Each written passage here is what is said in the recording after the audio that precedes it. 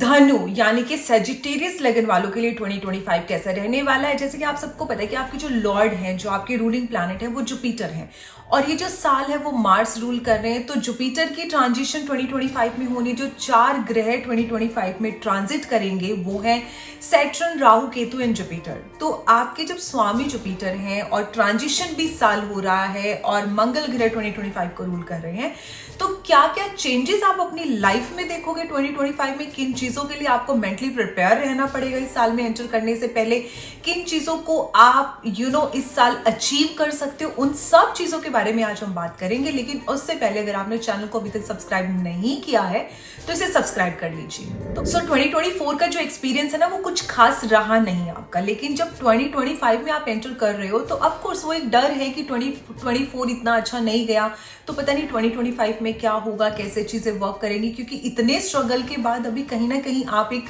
Hope को loose कर रहे हो, बिकॉज इतने अप्स डाउन के बाद अभी आपको नहीं समझ में आ रहा है कि चीजें जो फंक्शन कैसे करेंगी या आप उन चीजों को अलाइन कैसे करो कि वो आपके फेवर में टर्न हो जाए। बट मैं आपको ये बता दूं कि जो 2025 है वो आपके लिए गुड लक लेकर आ रहा है, स्पेशली आपके करियर, फाइनेंसेस, इन सब चीजों को लेकर। It's a good luck for you कि आप 2025 में एंटर कर रहे हो। सारे वही प्लैनेट ट्रांजिट कर रहे हैं जो प्लैनेट आपके लिए इस टाइम पे मेजर हैं और उनकी जो ट्रांजिशन है वो आपके फेवर में टर्न होते हुए नजर आ रही है। तो देखो, आफ्टर मई मंथ जो आपके राहु और केतु है, राहु 3rd और केतु 9th हाउस में ट्रांजिट कर रहे हैं। दैट मीन्स कि आपका जो नेटवर्किंग है, जहां पर आप काफी ऐसे रिजर्व रहने लगे थे, इतने अप्स डाउन देखने के बाद आप एक अपने आप में हार गए थे हिम्मत, और आपका कहीं ना कहीं डिटैचमेंट भी होने लगा था चीजों से, लोगों से इंटरेस्ट खत्म होने लगा था, मोटिवेशन कहीं ना कहीं आपकी खत्म होने लगी थी। तो वो चीजें एक बार फिर से स्पीड अप होते हुए नजर आ रही है। आपका नेटवर्क बढ़ेगा, आप लोगों से मिलोगे,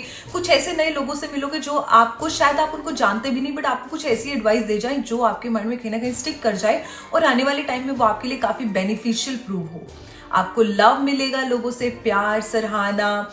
लोग आपसे मोटिवेट होंगे एंड आपका लक बहुत अच्छा काम करेगा। सो ये सब चीजें जो है आफ्टर मई मंथ जब आपके राहु केतु ट्रांजिट हो रहे हैं, तो ये ट्रांजिशंस आपकी लाइफ में आ रही हैं। सो दैट मीन जो सेकेंड हाफ है साल का, वो आपके लिए काफी कुछ लेकर आ रहा है। बट वहीं पर जो कंसर्न का मैटर है वो ये है कि जो सैटर्न है उसी टाइम पे वो आपके लग्न से 4th हाउस में आ रहे हैं, जिसका मतलब ये है कि जब सैटर्न 4th हाउस में आकर बैठते हैं तो वो कहीं ना कहीं चीजों में डिले, आलस, इस चीज को पैदा करते हैं। दैट मीन्स कि प्रोक्रेस्टिनेशन, दैट मीन्स कि आपका जब लक काम करेगा, आपके पास चीजें आ रही हैं, आपको मिल रही हैं, आपको नए लोग मिल रहे हैं, नेटवर्क बढ़ रहा है, पैसा आ रहा है, करियर ग्रोथ हो रही है, बिजनेस एक्सपेंड हो रहा है, ये सब चीजें जहाँ हो रही है, वहीं पे सेम टाइम पर सैटर्न आपको एक ऐसी सेंस और फील भी देगा कि आपको चीजों को टालना अच्छा लगने लगेगा। लाइक आपको ऐसे लगेगा मैं कल कर लूं, परसों कर लूं, चलो बाद में कर लेते, ऐसे कर लेते। तो अगर वो प्रोक्रेस्टिनेशन आप करना शुरू कर दोगे तो आप अंडरस्टैंड करो कि आपकी ग्रोथ रुक जाएगी। बट वो आपको ये चीज समझने की जरूरत है कि जब आप ये सिम्टम्स देख रहे हो during that time frame, after May, अगर आप ये सिम्टम देख रहे हो अपने आप में कि आप ग्रोथ की तरफ जा तो रहे हो लेकिन वहीं पर आप चीजें टाल रहे हो, आप काम को टाल रहे हो, आप अपनी डेडलाइंस को बढ़ा रहे हो, तो प्रोक्रेस्टिनेशन कहीं ना कहीं बर्थ ले चुकी है आपके लाइफस्टाइल में। तो आपको ये अंडरस्टैंड करने की जरूरत है कि ये मेरे प्लैनेट की वजह से हो रहा है और मुझे इस चीज को कंट्रोल करना है। दैट मीन्स बाय फोर्स आपको उन चीजों के लिए एक्शन लेना होगा। आपका दिमाग उस टाइम पे नहीं कह रहा एक्शन लेने को, आपकी बॉडी नहीं कह रही एक्शन लेने को, बट आपको ये अंडरस्टैंड करना है कि यही तो नहीं करना। सैटर्न के बैड इफेक्ट को तो एक्टिव नहीं होने देना, बिकॉज सैटर्न जो है वो डिमांड करता है काफी हार्डवर्क, बट वहीं पर वो आपके 4th हाउस में आकर बैठ रहा है, तो वो कहीं ना कहीं आपको आलसी बना रहा है। और अगर आप आलसी बन जाओगे, दैट मीन्स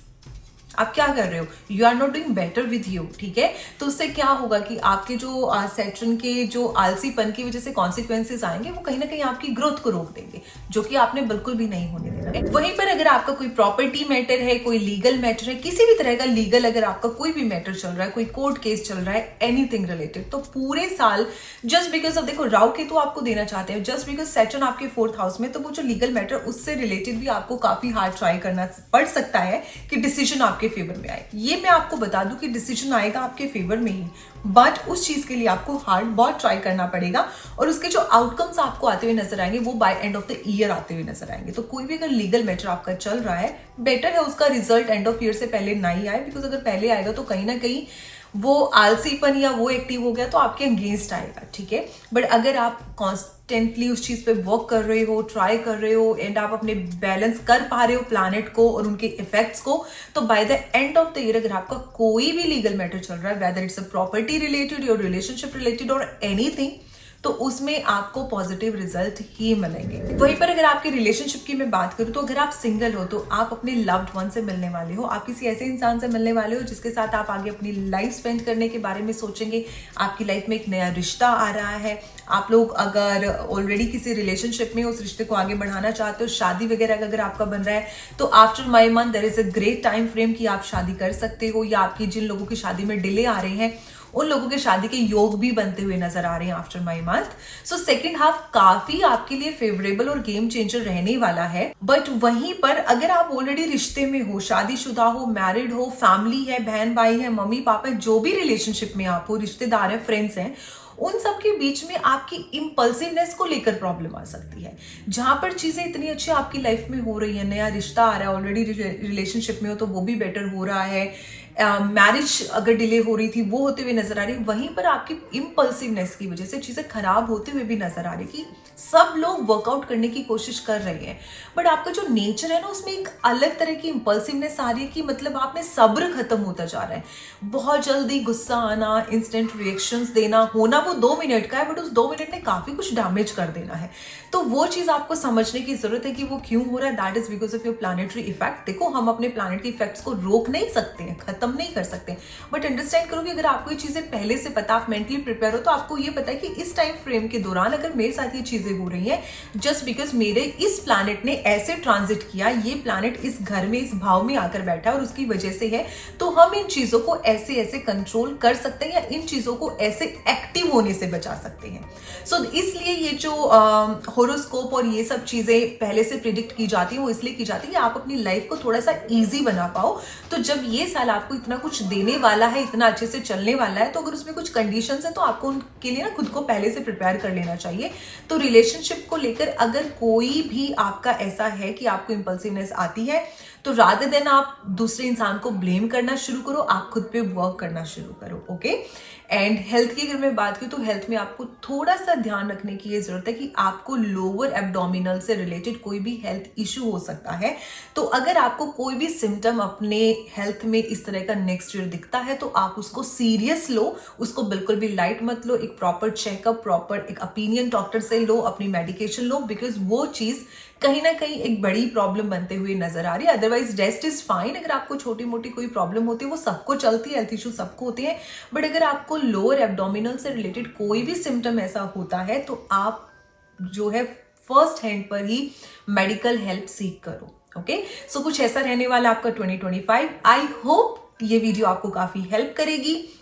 आपके माइंडसेट में काफी चीजें क्लियर हो गई होंगी, आपको एक एनर्जी का पता होगा कि किस एनर्जी के साथ आपको एंटर करना है। आई एम श्योर 2024 जिस तरह से आप लोगों के लिए टफ रहा है, यू डोंट वांट कि 2025 भी ऐसे रहे, तो आप जरूर इन चीजों का ध्यान रखोगे। तो अगर आपके घर में भी कोई इस राशि से रूल होता है तो आप उसके साथ शेयर कर लीजिए। बाकी होरोस्कोप देखने के लिए चैनल को सब्सक्राइब कर लीजिए, और मेरी तरफ से आप सब लोगों को